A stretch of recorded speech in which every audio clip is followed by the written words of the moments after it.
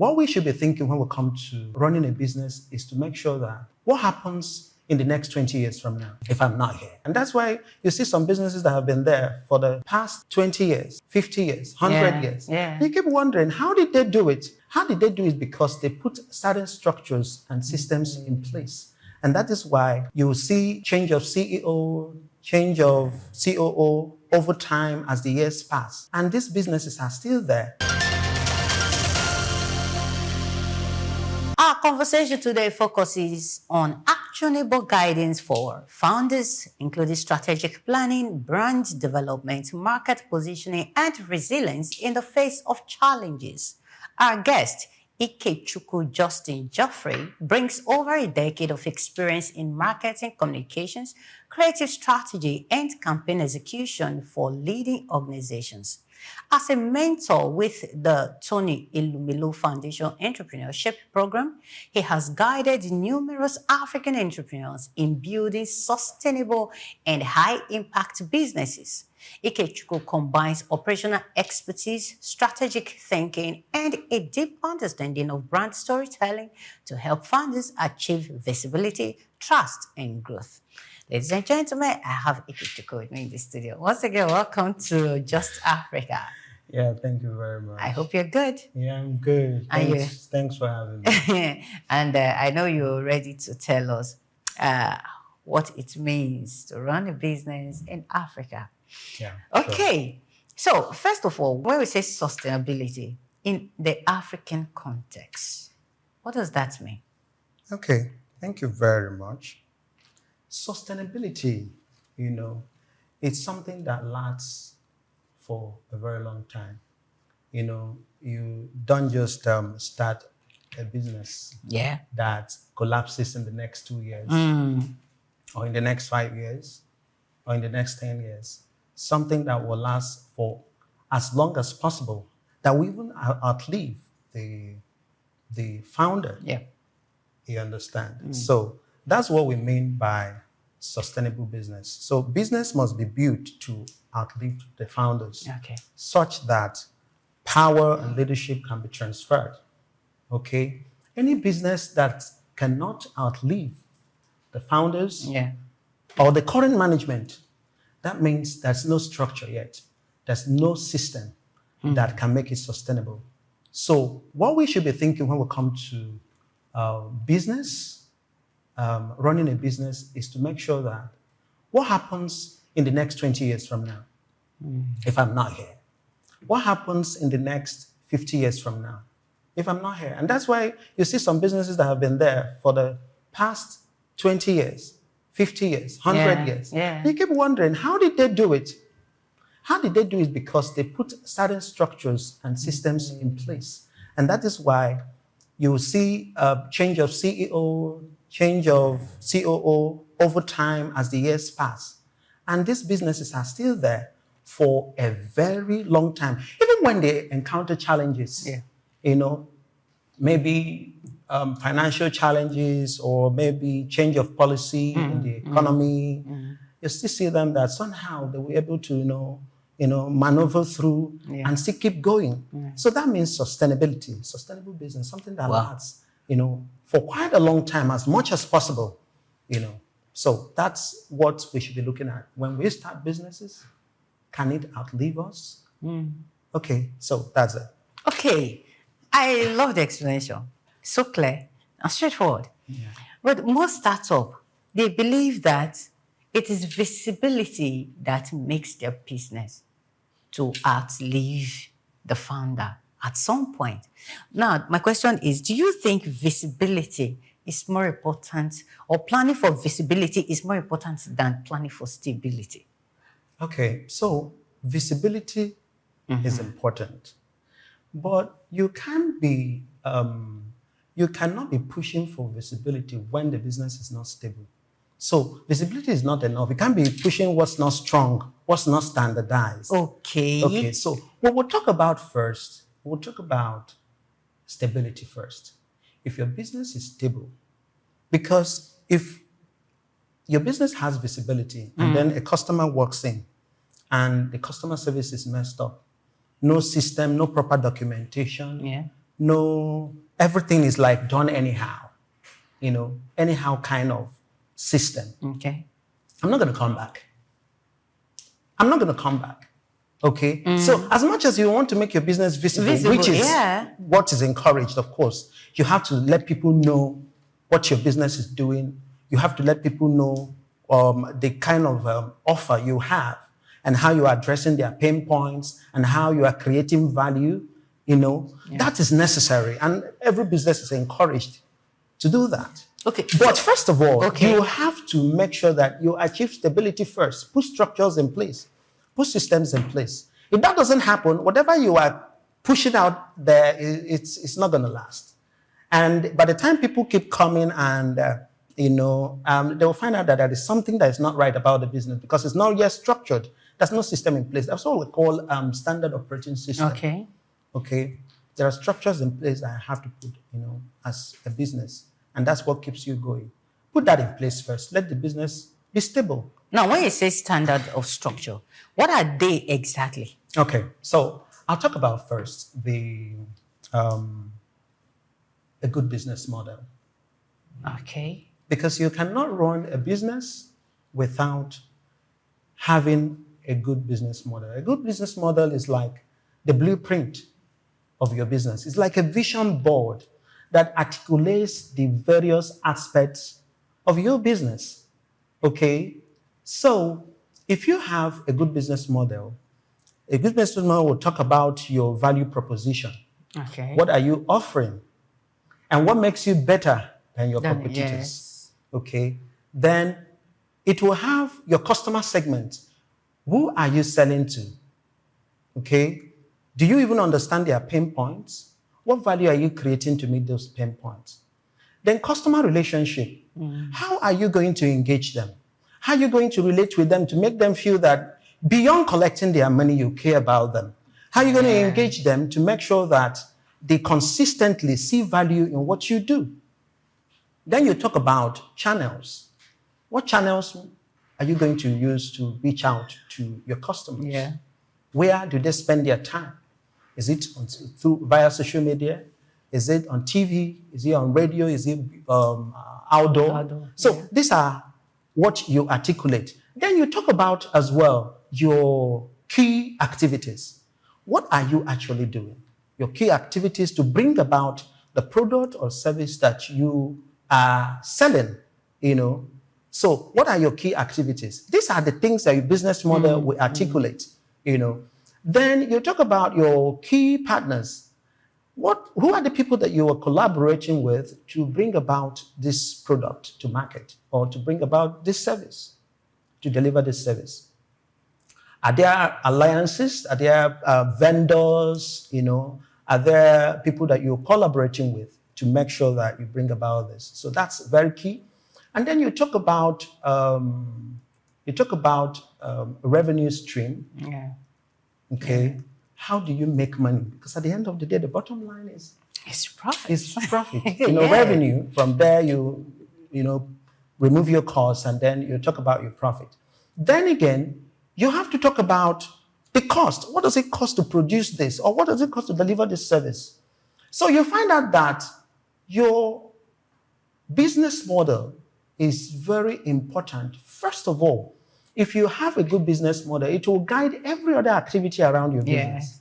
Your operations, your product, your production, your marketing, and every other thing is guided by your business model. So every business should have a good business model because it's a blueprint. It's like a map. Yeah. This is where we are going to. This is what articulates the essence of our business. So that's very important. So most businesses, statistics has it that most businesses die within their 5 years. 5 years. You understand? So are you saying that these businesses that die, they do not have the model, some of the things you just mentioned in business, or let's say the right business model right now?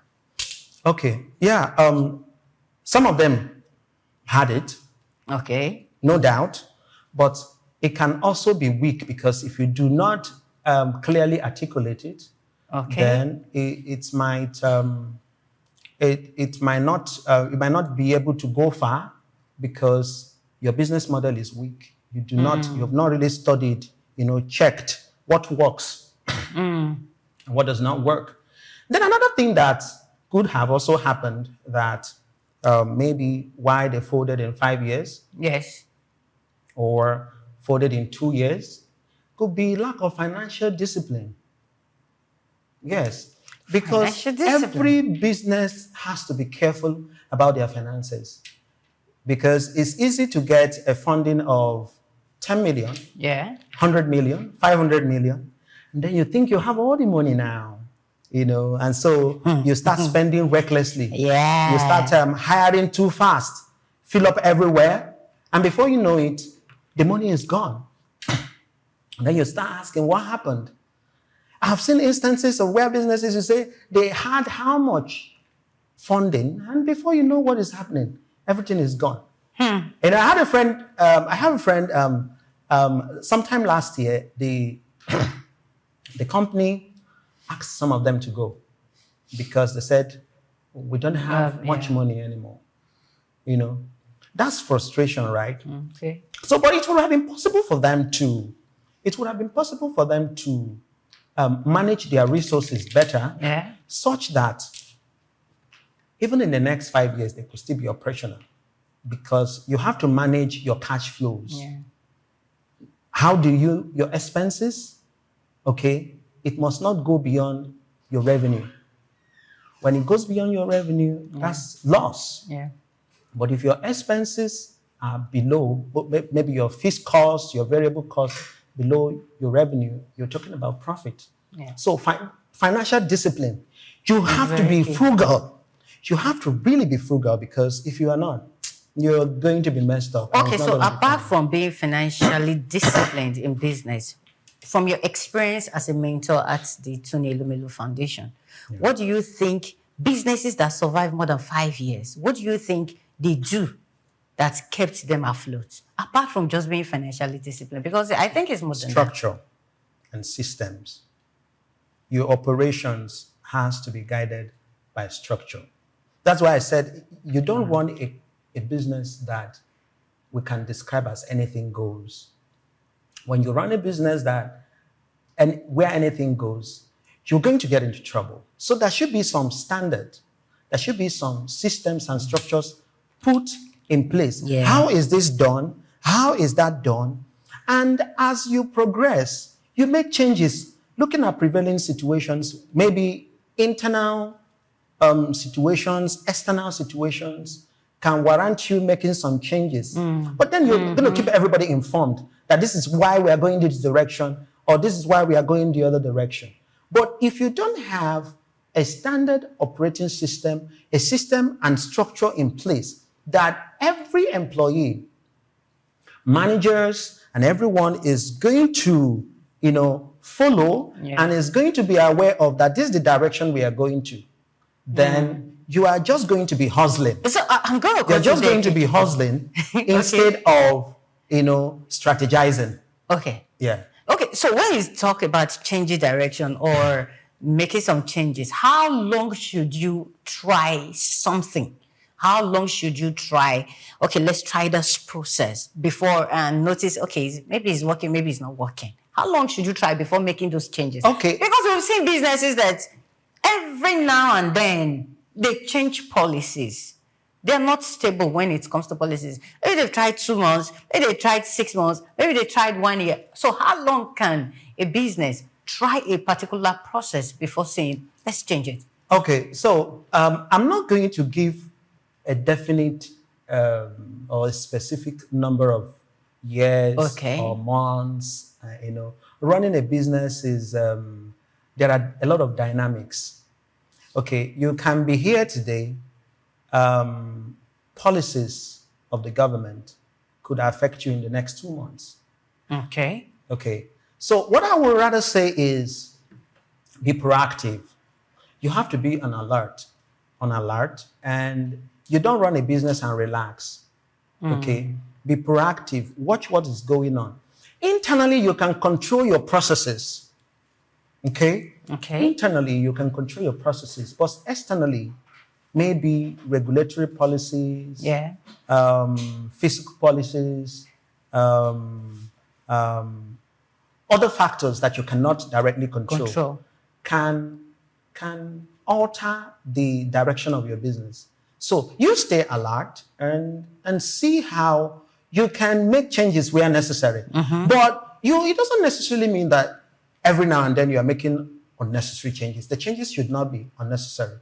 You don't make it look like whatever happens, you just make changes. No, you don't do like that. You have to apply strategy. And when we talk about strategy, it's a big word that so many people interpret in different ways. Yeah. But if you want to talk about strategy, strategy is simply what works. Strategy is simply what works. So at every point in time, you have to check what works here now. What works at this stage? On this situation, what works here? What direction can we go at this point? But if you're talking about what works. So what works, meaning that it doesn't necessarily mean that you keep changing. No, that's not the idea. No. So that's why I said have a system in place. Your strategy will be applied when it's necessary. Your strategy will be applied when it's necessary. But have a system in place that guides you. I know sometimes you will make changes, but it shouldn't be too frequent anyway. Because it destabilizes the entire thing. Because even when you make changes, you know that employees, sometimes they resist change. Yeah. They say, this thing you are bringing is good. We don't like it. Some of them will resist. Some of them will say, no, no, no, no, no.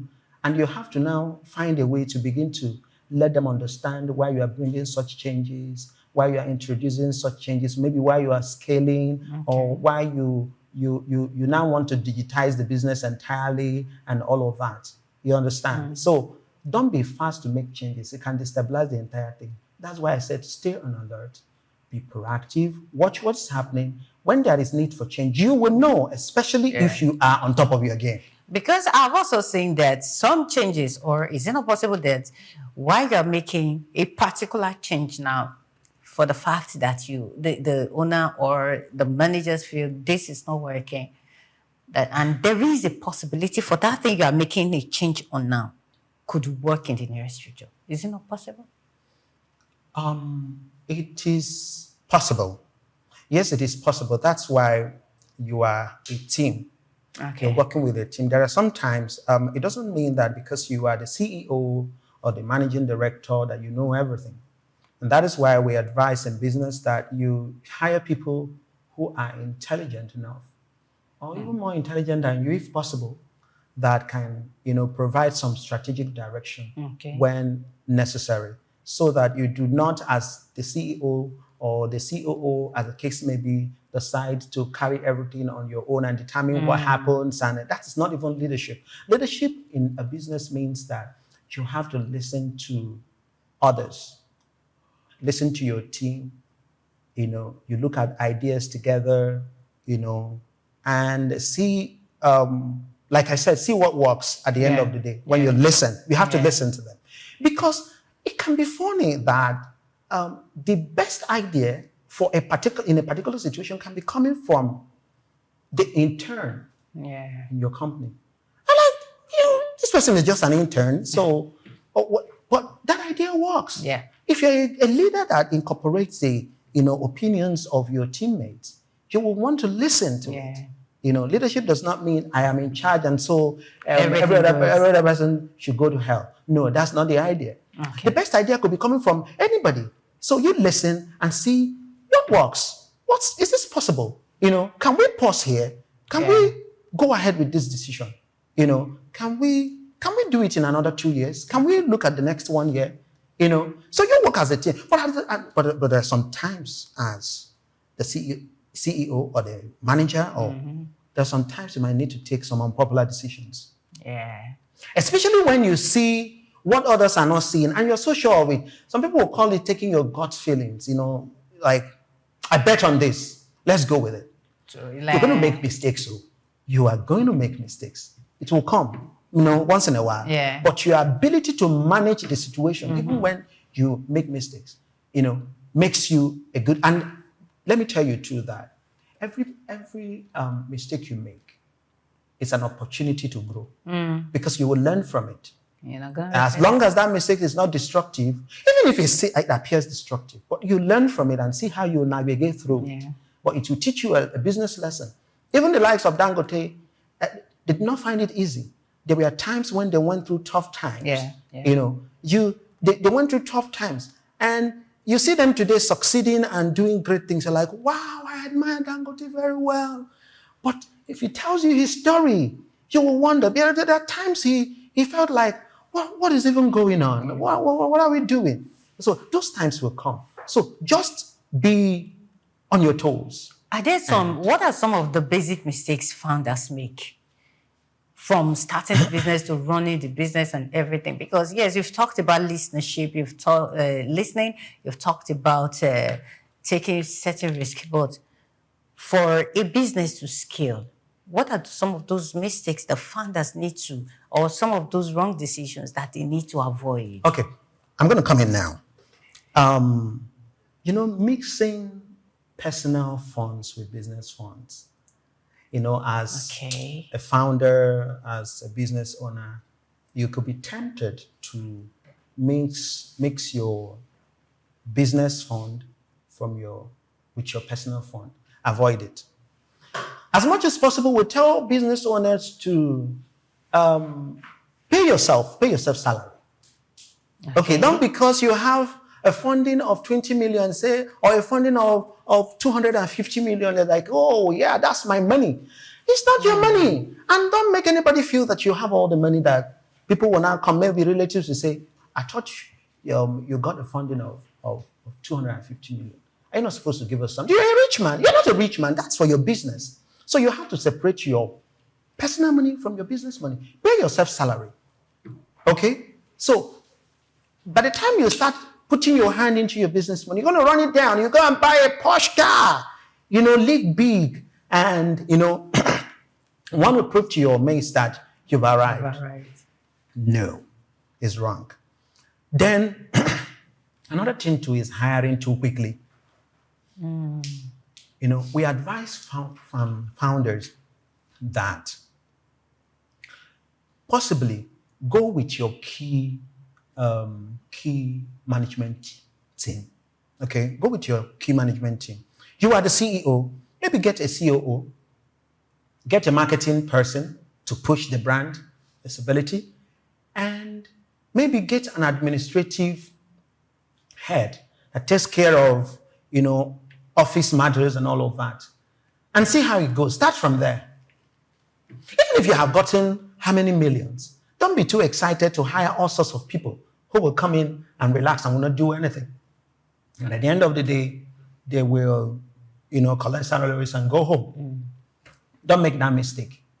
Instead of hiring a chief accountant who is going to bill you monthly, why not get an accounting officer who sees to your figures, and by maybe quarterly, then a professional accountant can walk in and come and check the figures for you and put things right. It may pay better. And then as you scale and as revenue increase, you might now decide to hire a chief accountant who will now be a permanent staff. So be careful not to hire too quickly. Because when you hire too quickly, hire everybody and start paying out. You pay this, you pay that, you pay and keep paying. Before you know it, the money is away, it has gone down, and then you keep wondering. Then protect your brand identity. Your brand identity. How do the customers perceive your brand? Do they have strong goodwill concerning your brand? If you have achieved that level of trust for your brand, you have to protect it. Protect it, because a little mistake here and there that becomes repetitive can get the customers angry at what you're doing, and everybody is going away. Wow. So you have to protect your brand identity. Protect it at all costs. And that's why the undertone of everything I have straight right now is being disciplined. Yeah. You have to be disciplined. You know, being disciplined is not exciting. Yes. It's going to deny you so many things. It's going to deny you flexing, like people will say. It's going to deny you fun, but you know you are focusing on something. You are going somewhere. Yeah. And discipline will get you there. So you have to be disciplined as well, you know. So these are some of those mistakes that founders should avoid. You are a marketing communicator. You know how these things work. But most people, most brands, most business owners don't even know how to communicate the values of their businesses to the right customers, or maybe to the customer, or maybe to the right customers, I don't know. So when we talk about communication here, business communication or communication of value, what does that really mean? And how can business owners communicate the value to potential customers or existing customers, whatever, whomever rather? Okay, see, when we talk about marketing in simple terms means creating value, communicating value, delivering value, and capturing value in return. Okay, you have a great product. You have a beautiful service you are offering. Okay. Yeah. You have created a great product. In Africa, we are full of business ideas. I love Africa. Oh, we can. And that is why when you are thinking of one business idea, you find out that 20 more people, 50 more people elsewhere are thinking of the same business idea. So what happens is who first executes. So when it comes to ideas, we are full of ideas. I respect us in Nigeria, in Africa, we are full of business ideas. But the thing is this, you have a great product, you've tested it, it's good, and it's going to solve some pain points for your market segment that you're targeting. And then you're not going to keep it in your company. You have to communicate it. You have to let people know that you have such great product or service, you know. So that's where marketing comes in. Okay, that's where visibility comes in. That's where brand positioning comes in. Because you have to let people know what product you have and how that is going to solve their pain points, that is going to solve their needs. And then you have to do that with some level of strategy. Because first of all, you need to understand your customer segment for the product. It can't be for everybody. Yeah, of course. No product is for everybody. Maybe sometimes it might appear like it's for everybody, but there are key decision makers that are needed to be reached for that product or service to move. So they need to know about your product. They need to trust your product and know the value, how it solves their pain points. And so that is why marketing is very important. That awareness is very important. Where are your customers spending most of their time? Yeah. And that's why I said earlier that your business model will stipulate your channels of communication. So you know where your customers are spending most of their time. Yes. So you see that the business model we talked about earlier is still reflecting in this particular discussion right now. So when you are able to do that and communicate the value of your product or service and tell them why you are better than your competitors, tell them why they should patronize you, tell them why you are the best for them in that category. How do you communicate that? How do you tell them that I am better? Oh, so that's where that's the channels we are talking about. And where are they spending most of their time? Okay. Are they spending most of their time on social media? Okay, now talking about social media. Okay. Now, social media is what everybody is pushing right now. Yeah. Everybody is saying, go to social media, go to social media, go to this, go to that. Now, the question is social media really the best place to sell right now? Okay, I'll answer that question not directly. Okay. Now, you see, in marketing, you have to, like I said, know where your customers are spending most of their time. I know it's the digital age, it's the age of social media, it's the age of, that's understood. But if you are selling to older people, let's say in their 70s, 60s, retired, and who would want to, first of all, listen to Koko Inu Iweiro by Bondefed, or listen to one particular program like that, and then you are putting it on social media? It doesn't work for them. You put it on social media and that will happen, and maybe their granddaughters or their sons will, oh, Mama, I saw something. But it's not directly reaching this particular customer segment. You understand? So where are they spending most of their time? Don't want to maybe listen to radio or watch certain programs on TV. Or they even be Sook News television. Maybe they spend most of their time understanding the economy because of the kind of programs you do here. So where are they spending most of their time? You understand? If it's for the younger folks, okay, that's where the social media works best. The Gen Zs, the millennials, because of their quick adaptation to digital life. It's digital life these days, and the convenience that it brings. Okay, so understand your customer segment, where they are spending most of their time. It could even be that you decide to do outdoor. Yes, that's true. Do outdoor, strategic outdoor, where you have crowd and population, on the road every day. It could be TV. It could be TV, for instance. Different programs and, like the example I gave of Sook News television, So where are they spending most of their time? And that's why channels in your business model will be able to provide that clear direction. And then as you go, you fine-tune. As you go, you fine-tune. You see what works, what can be adjusted, and you take it from there. Okay. I'll take you to something you said earlier when we started. You talked about, funding. People can just get funds from here and there, but you still have to be financially disciplined. You mentioned all that. Now, the question is funding really that easy to access? Okay. I will say that sometimes it might be easy, but sometimes it might be a bit difficult. Yes.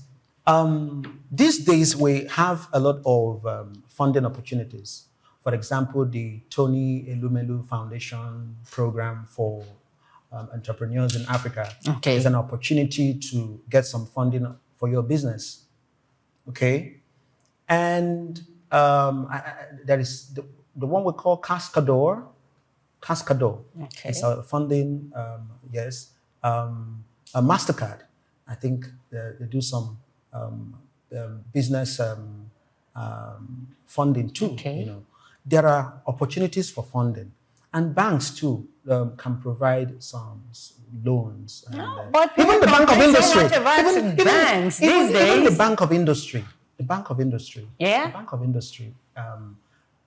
is keen on giving loans to businesses these days. But the testimonies you are having. So the idea is, the point I'm making is, sometimes it might be easy, sometimes it might be a bit difficult.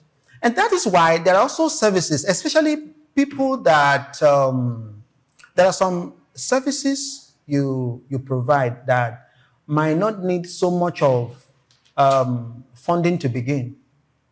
There are some services that you may not need so much of funding to begin. You might, that's what we call maybe using personal funding, using maybe contributions from family and friends, and, some assistance here and there to begin. And then as you make progress, you see how you are able to increase your revenue and keep pushing that way. So in that way, it can work. Because at the end of the day, you find out that there are businesses that can actually start on their own and scale bit by bit. But there are businesses that will require some level of money to push. So where do you fall into? And what opportunities are there for you to, if it's something you can, push on your own, yeah, why not?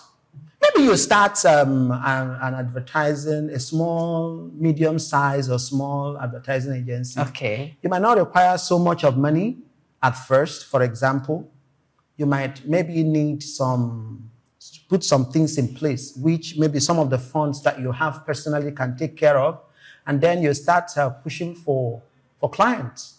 And maybe one or two here and there from your networks. And then you get some revenue, and then you start doing some awareness and all of that. And then from there, the business picks up and you start scaling. So understand your kind of business and know how to scale. The level of, know how to scale and know the level of funding that might be required.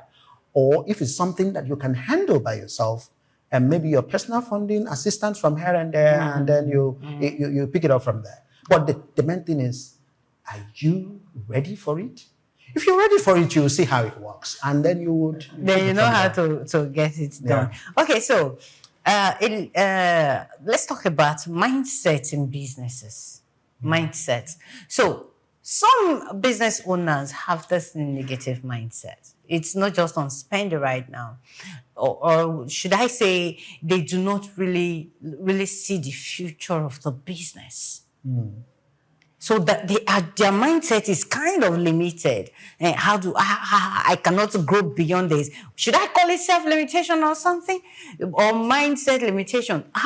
You are a mentor. Yeah. And I believe you've had such entrepreneurs. You've met them or you've been able to mentor some of them. Yeah. How do you change their mindset? How do you help them to grow in their minds first before even thinking of scaling the business? Okay, so you find out that the culture of any business, the company culture of any business is greatly influenced, especially from the beginning, by the principles of the founder. So you start up a business now, and most of the culture, most of the style of operations will be guided from your principles, your personal principles as a person. And so what we say to you, to business owners, is this. Business ideas, they are good, but passion is not just enough. You have to believe in what you are doing. If you don't believe in what you're doing, you will not convince other people to believe in it. Okay? So you believe in what you're doing. You have to have this radical optimism. Radical optimism, that because I believe that it's not just about having a business. Sometimes you have to apply faith. Sometimes it appears it's not working, but within you, you know that this can work. So that inner conviction will push you, to go deeper, to fight and make sure that things work. So you have to be optimistic. Okay, and that optimism will rub off on your employees, or other people who are looking up to you. Okay, so that in the midst of challenges, in the midst of tough times, they say, "Oh, that's our leader. He's not even disturbed." So they will believe in it. And even your customers, when they know that you are confident, that confidence would make them to trust you enough to want to come and even see what you're doing. Yes. And that's why businesses should be careful to start sounding small. Even if you are just 3 in your office,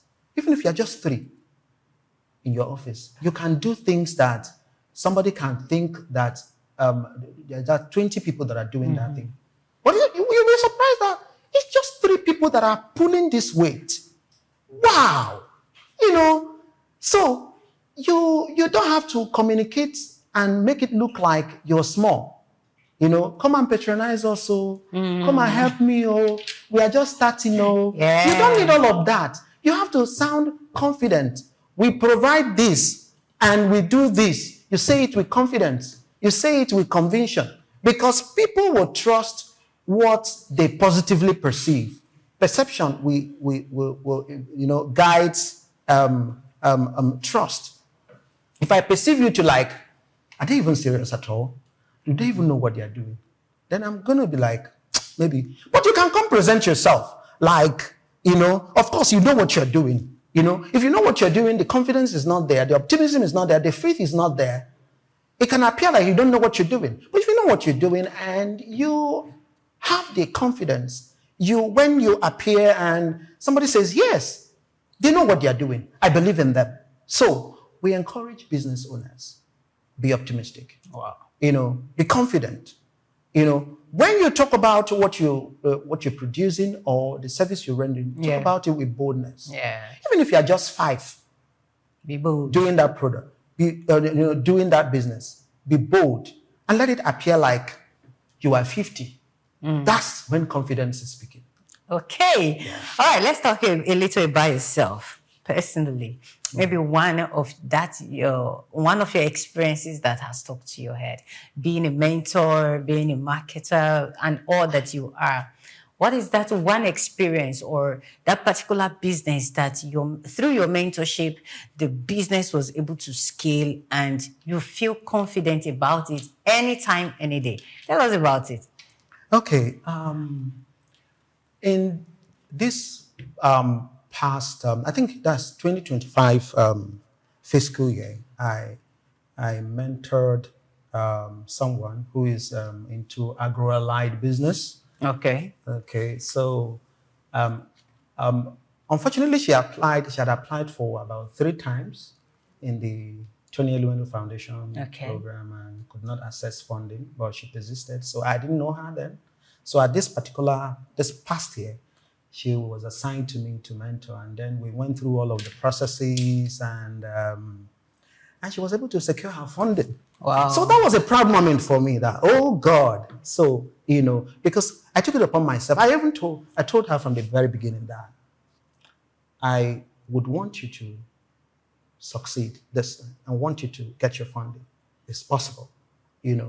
Keep following up. We kept, and then so that's one of those proud moments. And then talking about myself, I worked in marketing communication organization for about 8 years, helping brands to drive visibility and brand positioning in the market and all of that. At some point, I had to venture into entrepreneurship. Yeah, I had to venture into entrepreneurship in 2019. It was a different experience for me because I was no longer an employee. I was now, in charge of decisions around the business. But as much as possible, it was tough. And that's why when I'm speaking, I'm also speaking from experience because I've tested the waters and I know how it feels. And when I talk about what I talk about discipline, having a good business model and all of that, because I've been there. Okay. So, but you find out that we were able to accomplish, great feats. Yeah, we were able to accomplish great feats. And so far, it's been going well. But we've had our hard times. Exactly. We've had our hard times. And then being able to, paddle through when some of those challenges come, So I have had a number of proud moments, helping organizations to drive their brand visibility and positioning in the market. And so far, so good. So these are just few testimonies. I can't exhaust all of it right now. Success is success, no matter the level it is. Okay, so most entrepreneurs, I'm glad you're one, most of them burn out a lot. Yeah. So I know you've mentioned some, but you didn't actually mention it. You just said, yes, you've had your falls, you decide to pick up and all that. So how would you encourage entrepreneurs, founders to handle burnouts? Now, one of the burnouts that affect entrepreneurs mostly is, should I say, unstable policies and all that, financial policies and all that, when they are not stable, when things are happening, how can they handle it? Okay. So, part of running a business is that it's a daily struggle. That's why I said that don't make it look like a hustle because you have a system and structure in place. If there's no system or structure in place, it becomes a hustle and no longer, it becomes a daily hustle. So the fact that you're going to wake up every day with new challenges, trying to solve problems, trying to meet customer demands, sometimes they come with big complaints, and sometimes it can be traumatizing. You have a lot of weight on your head, you have a lot of weight, and then you're wondering how you're going to do this. We advise business owners, especially those who are at the helm of affairs, to sometimes take a time out. That's what we call moments where you would have to, do some thinking. Yeah.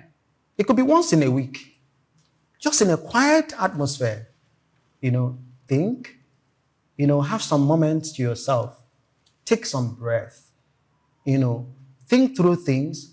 And even in thinking through those things, you might have some ideas spark up. You might have some direction. You might have some new strategies popping up. So I know sometimes it can be so tough that there could be some burnout. Yes, but learn to take a time out. Learn to, sometimes not disappear, not for too long, but you can say, today, I'm going to stay 3 hours, have some reflective thought around what's going on and all of that. Because if you make it daily grinding, and you don't pause, you can actually burn out, and that's not going to be good for your health. Yes. So sometimes take a time out. Sometimes you also need mentorship. You need mentorship. There are times that you get stuck in your business. The next person you're going to is your mentor. Your mentor is like he has been there before. She has been there before, providing you some direction. It's like holding your hands and walking you through a path that he or she has been before, or a path that he or she understands better than you do. So mentorship is not something that you should joke with as a business owner, as a founder. You need a lot of mentorship. You need a lot of business education as much as possible. You need a lot of mentorship. Mentorship will help you to avoid mistakes. Mentorship will take you from emotional decision-making in your business to strategic decision-making. Instead of making decisions out of impulse, or you now look at it properly, check what works, maybe check for data, because you can't even make decisions these days in business without data. So you need data to make decisions. So it's not something you make. So at those moments when you feel you are burning out, take some time off, reflect, think, look at things. Sometimes there may be pressure on you. Everybody's saying, no, we are waiting for the CEO to take a decision about this. We are waiting. Sir, you get a call. Sir, we are waiting. All of those things will come, and you feel like, okay, at this moment, let me just do something so that everybody will be calm. Hey, calm down. Calm down. Sometimes you don't make decisions so fast. So calm down. Maybe at your calm moment, it's when you think through that matter and figure out something better that works in that situation. Or sometimes, like I said, you can talk it over with your mentor. Sometimes you may not even take hook, line, and sinker everything your mentor is saying, but they can validate the idea you're already thinking of, or tell you a new direction that you can now say, okay, I never thought of that before. And then you can, put it together with what you are thinking, and then before you know it, you get a proper direction. Wow. Okay, thank you so much, Ikechukwu. I still have questions, but for time factor, I will not be able to ask certain questions. But I want you to look at the camera and tell the young man, the young woman who want to go into entrepreneurship, who are about to start or who just started, and tell them, okay, this is what you need to scale. This is how you can scale. And whatever advice you can give to someone watching right now, give it to them. Okay, so I will advise young business owners, startup founders to learn all you can learn.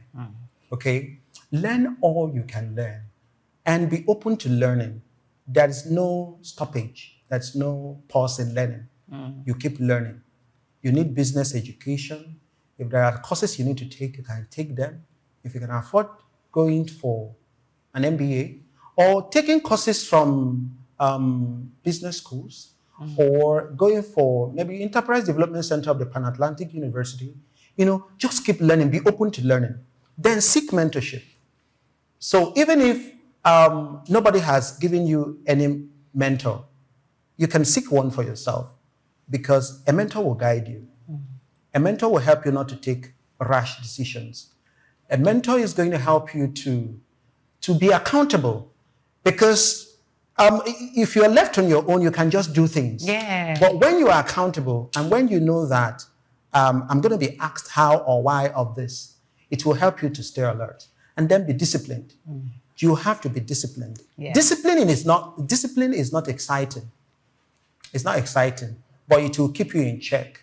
It will help you to remain focused, to know the direction you are going and keep at it. Yeah.